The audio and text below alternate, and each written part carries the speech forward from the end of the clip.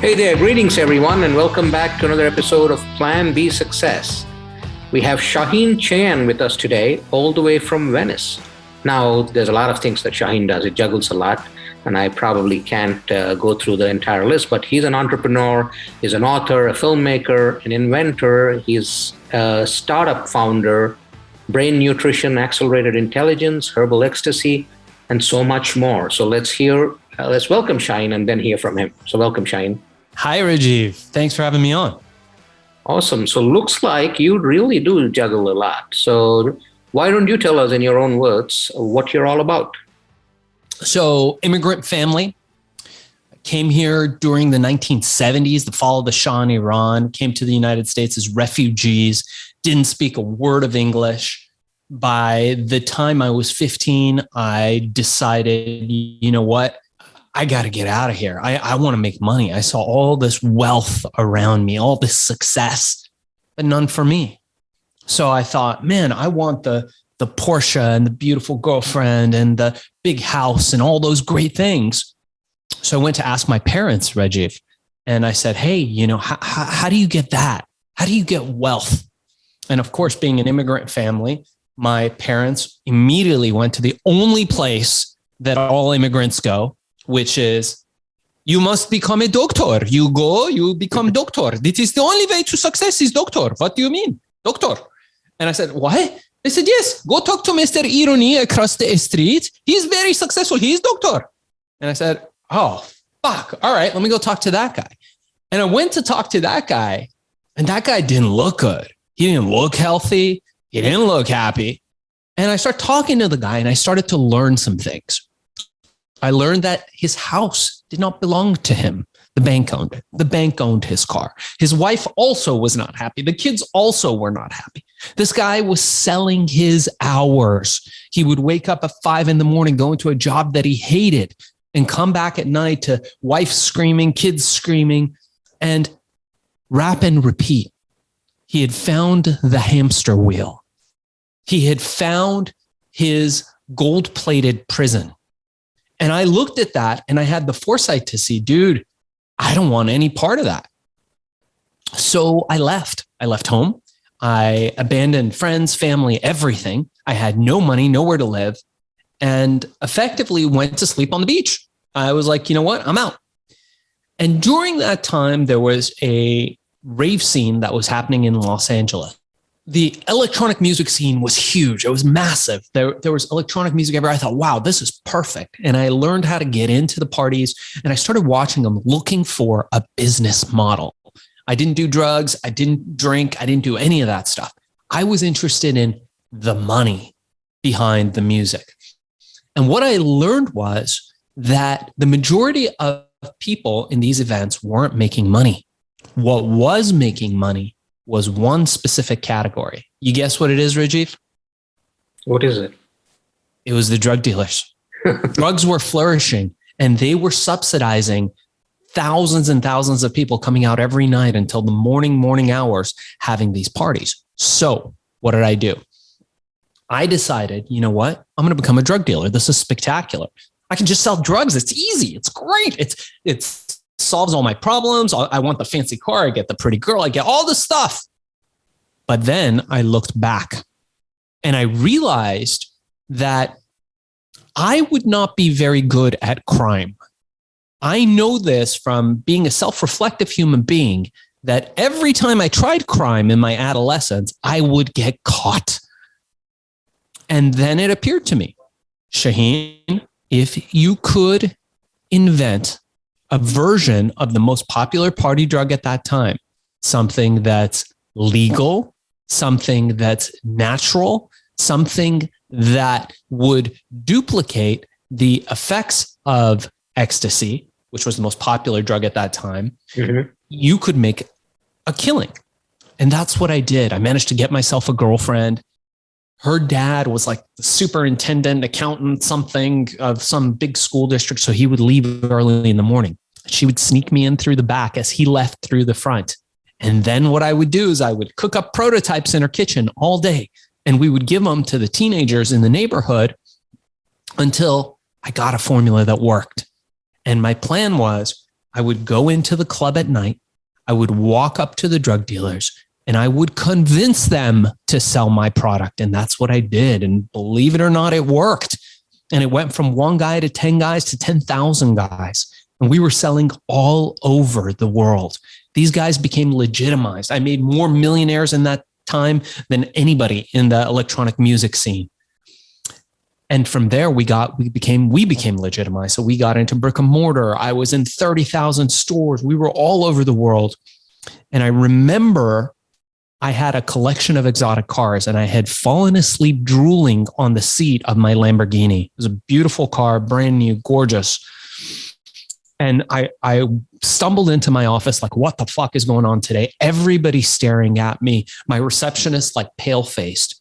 And the news had made it out. The news broke that we had made over $1 billion in revenue, pre-internet, pre-social media, pre-cell phones, $1 billion. Sam Donaldson with Nightline was outside waiting to interview me. Montel Williams wanted to fly me to New York. We had 2 Newsweek covers, LA Times, cover of Details magazine. We were it. And I was a teenage kid. And I remember the first thought that came to my mind, Rajiv, was, holy fuck, I don't know how much $1 billion is, literally. Is it 100 million, 1,000 million, 50 million? I got to figure this out. And I had a little panic attack. And then my second thought, Rajiv, was, does this mean I'm going to have to get an actual accountant? And I learned a very important lesson. And I'd like to share this with the Plan B success entrepreneurs. And I think it's something very important for everybody to know, that accountants are not the guys that count the cash in the duffel bags that are piled into your office. I learned that the hard way when I started realizing what accountants actually do. But though that was the life I lived in those days. Exotic cars, flying everywhere, private planes, boats. I had all of that stuff. And we had bags and bags. It was a cash business. I was making this stuff for 25 cents. And we were selling it for $20. We went on tour with Lollapalooza. We were everywhere. And it was an amazing ride. And from there, I went on to invent the Vapeur, digital vaporization, what now is the standard for all the vape technology that you see. All that came out of my patents and my technology. That company went public. From there, I went on to researching this little unknown guy that you might have heard of, this guy named Jeff Bezos. Mm-hmm. And Bezos was very accessible in the pre-internet days. And I remember we got news through the grapevine that Bezos was opening up the Amazon platform to third-party sellers, enabling third-party sellers like you and me to sell on there. So I had a brain supplement at the time. It was called Accelerol. We still sell it. There's another one called Focus Plus that we make, spectacular. But it was expensive. It was about $120. And I remember thinking to myself, man, how do I sell this? Man, I'll put it up on Amazon. It took me 15 minutes, very easy in those days. There was no questions. You open up a seller account and you list. I did that. And I woke up in the morning to thousands of orders. And I stopped everything I was doing. And I said, you know what? Let me look into this Bezos character. Who is this Jeff Bezos? Turns out he's not a chump. Turns out he's one of the smartest guys in the room, one of the most brilliant minds of our time, creating an e-commerce disruptor that was going to change the world. And I went on to focus exclusively on Amazon, to learn all the tricks, to master selling on Amazon. And that's what I've done now. And now I teach a course, by the way, for any Plan B entrepreneur students. If you mention Rajiv or you mention Plan B, email me directly. I've got a 1-hour course. I teach everything from A to Z, how to find a product. How do you even discover a product to sell if you don't have one? If you have one, is it a good idea to sell that product? I'm sure a lot of people have product ideas. They just don't know how to get them out there into the world. How do you create a company? How do you sell that product? How do you effectively do it on the Amazon platform so people see you on that first page? And that's normally $200, Rajiv. I'm going to give it to every Plan B success member who emails me and mentions Rajiv or Plan B for free. 0 credit card, 0 obligation. You will never hear from me if you don't want to. And that email is DARKZESS fbasellercourse@gmail.com or go to fbasellercourse.com, FBA, of course, for fulfillment by Amazon, and reach out to me there. Awesome. Awesome. So let me take you a step back. So that was quite a whirlwind tour that you gave us. So what's your background? How did you kind of get into coming up with all these concoctions? I have no background. I have a background in no bullshit. I have a background in School of Hard Knocks. I have a background in sleeping in the back seat of a car and eating ketchup for a month until I made shit happen. That's my background. My background is going and knocking on doors until enough people said no to me that I knew that the next one was going to say yes. That's my background. Amazing. Yeah, I was 15 years old when I dropped out of school. I have a grade school education.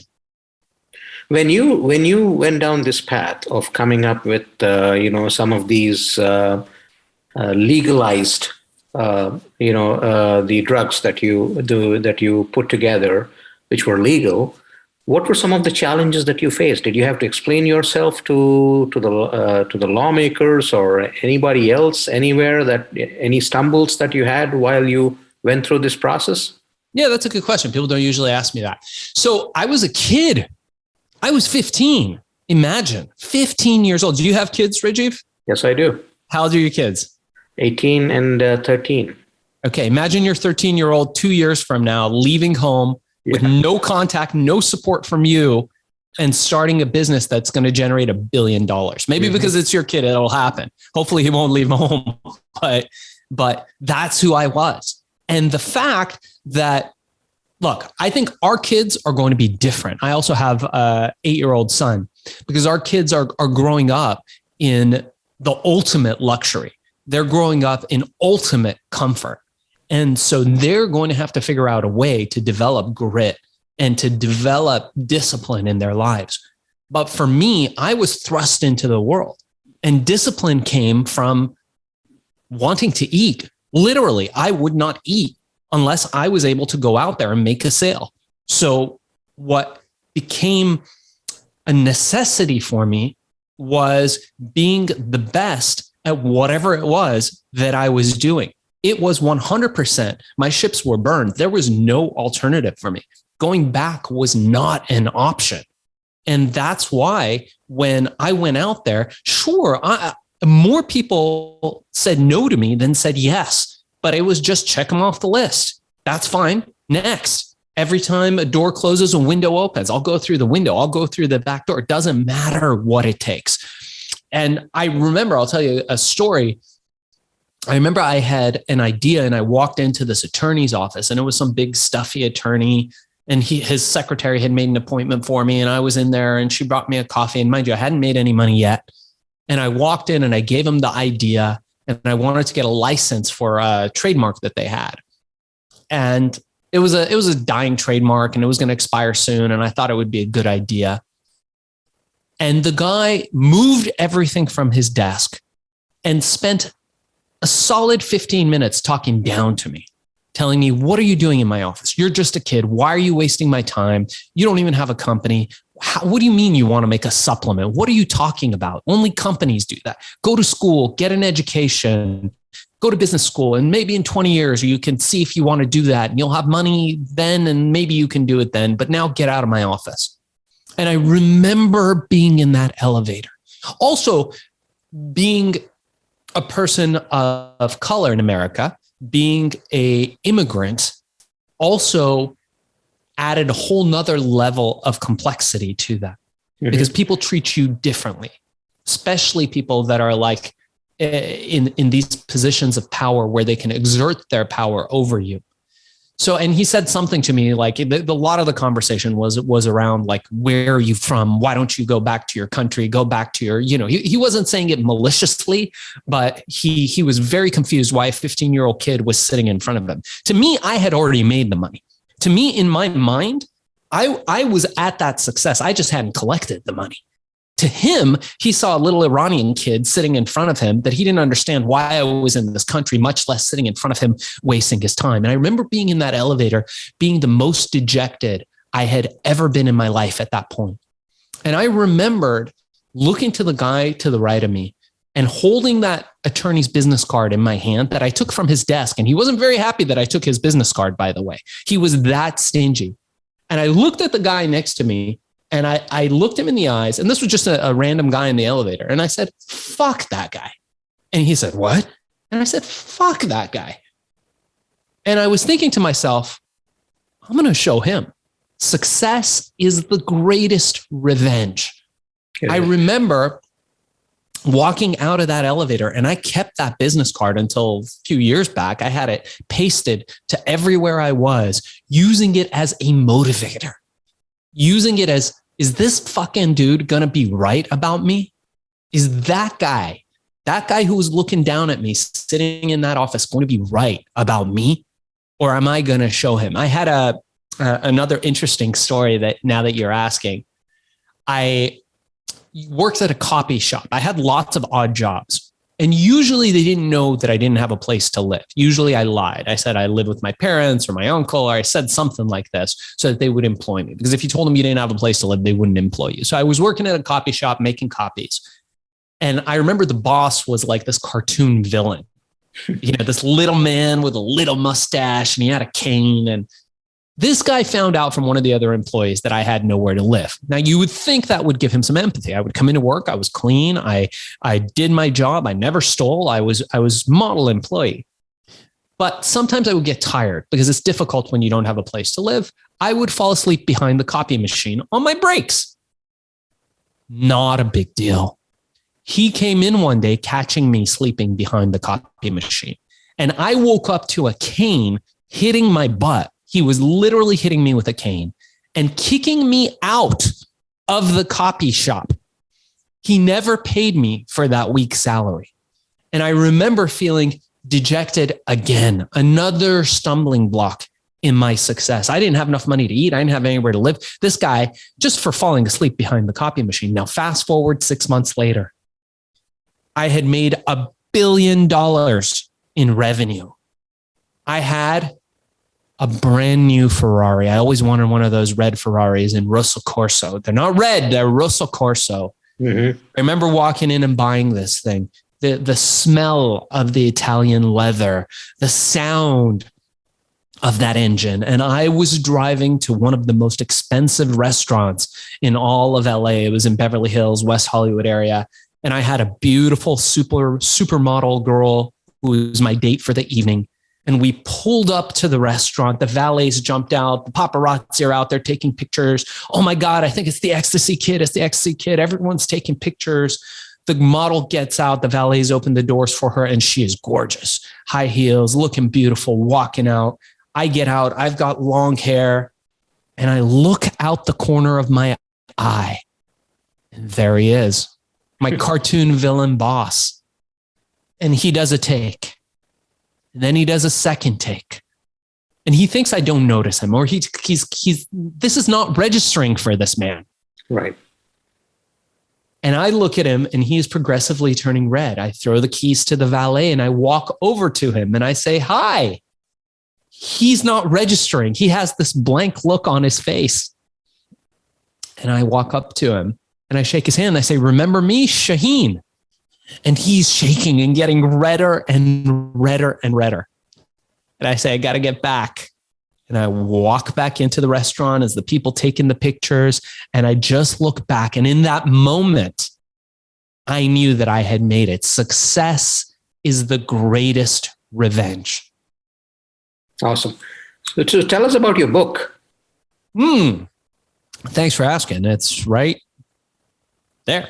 So my book called Billion, How I Became King of the Thrill Pill Cult, is the story of herbal ecstasy. And I tell that story and many others. I tie them into all the things I learned in those years about how you become successful, how you make money, how you find a niche and then you dominate it, what the 3 keys are that anybody could follow to get from zero to hero in a very short period of time. It's called Billion, How I Became King of the Thrill Pill Cult. And it's available now on Amazon. We just dropped the audiobook so you can get it on Audible. I also have a podcast called Hack and Grow Rich. If anybody wants to subscribe to that, subscribe, like, dislike, tell me how much you hate me.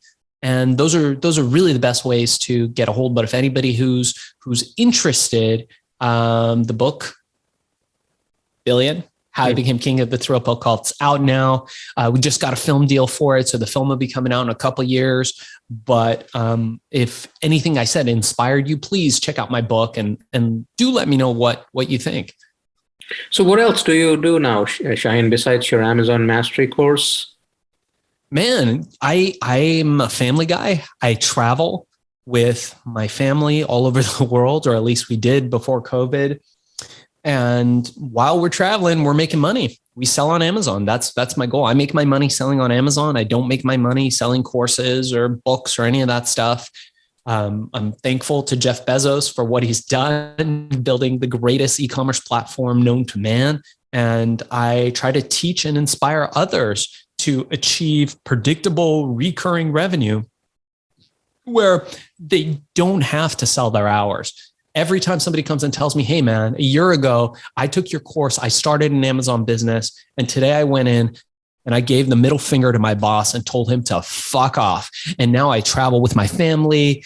My time is my own. I take great vacations. I live a life of fulfillment and meaning. That makes me happy. And that's my goal now. Look, I mean, I've made my money many times over.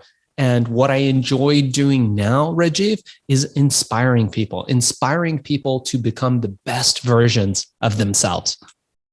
One of the things that you mentioned is, how you were looking to do something, you went through your struggles and all that, and then you pretty much zeroed in on what you wanted to do. And very quickly that grew into a pretty large business. We live in times now where that's possible. A lot of people thought that was not possible some time back, right? So now we have companies that could have started a year or two ago and are probably unicorns by, in about 2 years or 3 years. Or now we have companies that are $1 trillion, $2 trillion and moving on, which was not thought impossible before. But you're talking about having done that several years ago, before this entire internet craze and cryptos and all that stuff was around. Nowadays, you have a lot of these crypto meme coins. Any Tom, Dick, and Harry can sit at his computer, put a coin together, and in about 3 days' time, you could have $4 or $5 million in the account, and then they rug pull, which is sad, but that's the truth of today. So when you look back at what you did and when you achieved it, you did it at a time when people thought they needed several years of exposure before they got to forget about that level of success, maybe part of that level of success. So what was going on in your mind? What was different about you that made it possible for you? I had no choice. The alternative for me wasn't going back home. The alternative for me wasn't going to college. I had no choice. I had burned my ships. The alternative for me, there was none. It was to succeed or to succeed. And that's what made it different. And I had grit. I came to this country getting my ass kicked every day in school, every single day. I thought that's what you did in school. You came and you got your ass kicked. I didn't speak English. The language was hard for me. I had to bring myself up by building a system where I had discipline. I had to be better than everybody else. Growing up with learning disabilities, I learned later on in life, much later, that I had learning disabilities, mild dyslexia, all kinds of things where I had to work even harder to learn the language, even harder to be accepted in the culture. And that was okay, because for me, it all made me stronger. They say what doesn't kill you makes you stronger. I think that was really true. I think I engraved it in my personal DNA. That's awesome. And I think that's what I feel made me different. And now I'm sure, much like you, I've got thick skin. Right. So the challenges that you talk about, which is very true. You're absolutely right. When you're in a corner, when you have no choice, when you have all the challenges and stumbling blocks of getting accustomed to a culture, a country, the language, Though that's one set of challenges, right? When you're struggling, that's another set of challenges. But you actually put together a business that started scaling up so quickly, and that's a totally different set of challenges where it's no longer a one man thing, right? You got to have a process in place, you got to have a system in place, and those kinds of things. What were some of those challenges that you faced? Well, I write about it in my book. There was a certain point in history where the mob wanted to get involved and take over your business. That was a pretty serious challenge. And I write a story about how I was flown to Tokyo on a private jet.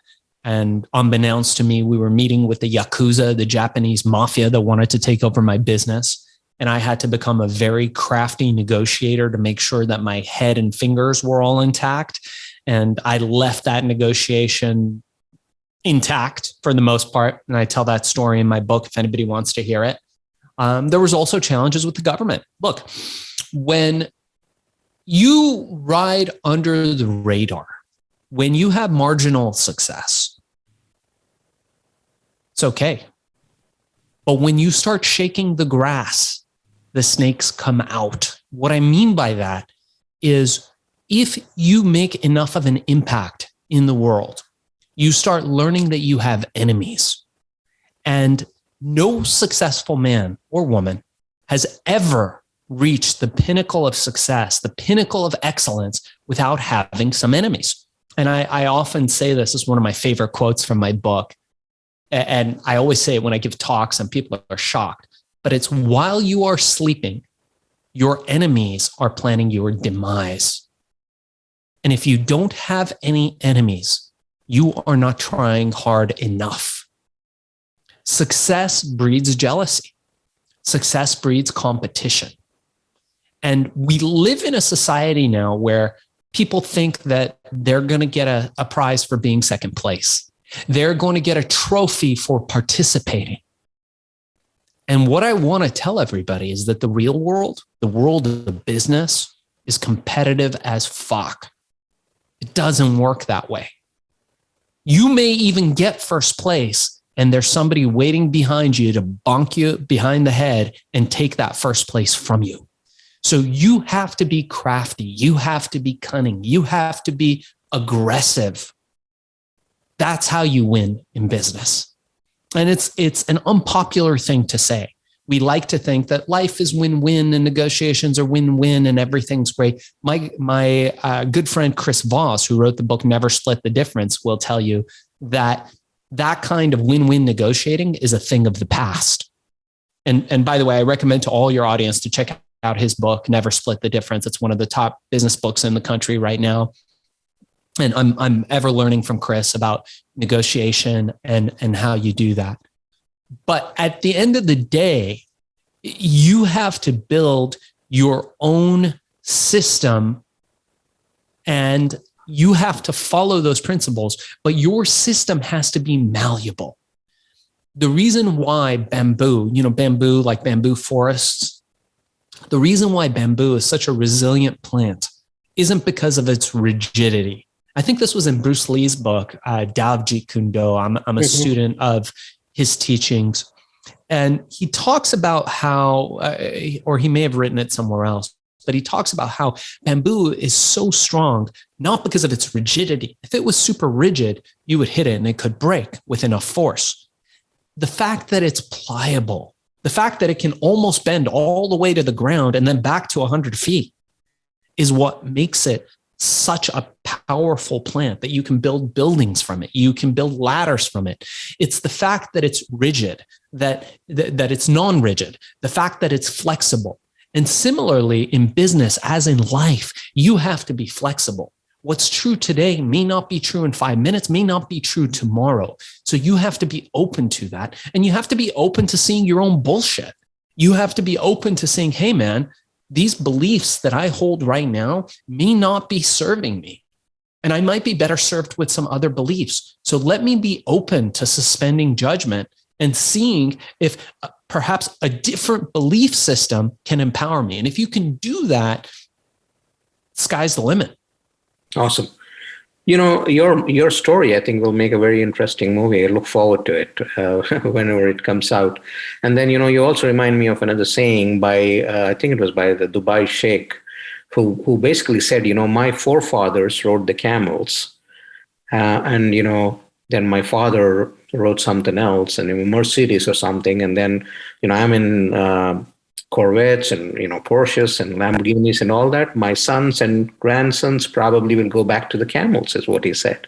So, which basically is that, like you said, right? It's grit, it's determination. You have nowhere to go but one way, that is up, and that's what you have. And like you said, the next generation, you're giving them all the comforts, but you got to teach them that grit. If they don't understand and learn that grit, they'll go. Somebody else will pass them by, and that's the true story of life. That's right, Rajiv.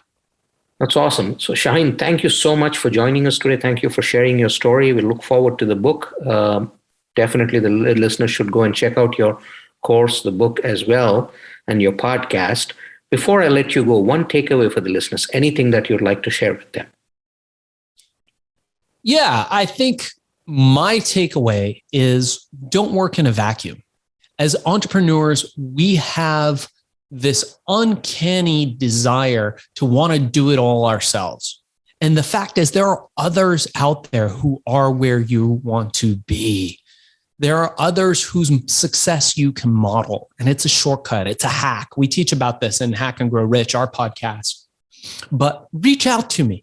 Let me help you succeed. If you are thinking of starting an Amazon business, if you think you have a product idea or don't have a product idea, but see the success of Amazon and want to take part, let me help you build a business where you can create recurring revenue streams where you no longer have to sell your hours. Because at the end of the day, the key is we all have the same amount of hours. You don't want to get into the business of selling your hours. You want to seek freedom. What's freedom? The ability to do what you want, when you want, with who you want, how you want. And if I can inspire you to do that, if there's anything I can do, reach out to me directly by email. It's darkzess@gmail.com. That's DARKZESS@gmail.com. And I remain at your service. Awesome. Well, thank you so much for joining us, and wish you the very best on your journey.